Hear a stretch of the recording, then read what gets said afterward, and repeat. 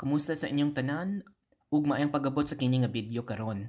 Ang tawag sa video karon o sa tong sugilanon kaabag sa komunidad. Sinulat ni Lorna Mahilum ug Jovelyn Kindao. Ang kining sugilanon dili medyo mubo pero okay lang.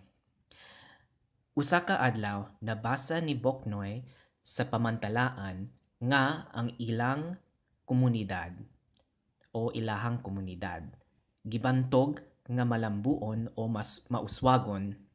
Gidayag ang ilang komunidad tungod niini. Nalipay si Boknoy sa iyang nabasa ug nangutana, nganong malambuon man ug mauswagon ang atong komunidad? Tungod sa mga kabaag sa atong komunidad, tubag sa iyang mama. Nakita sa iyang inahan nga nalibog si Boknoy kay wala man kinin matingog.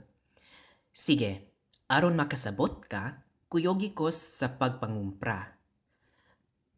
Nisanong ang iyang inahan ug ni Saysay nga tungod kanila ang ilang komunidad, malambuon ug mauswagon. Nikuyog si Boknoy sa iyang inahan sa merkado. Nakita ni Boknoy ang responsable nga panadero. Nakita usab niya ang maampingon nga mangingisda. Samtang kini naghatod sa iyang mga labas nga isda.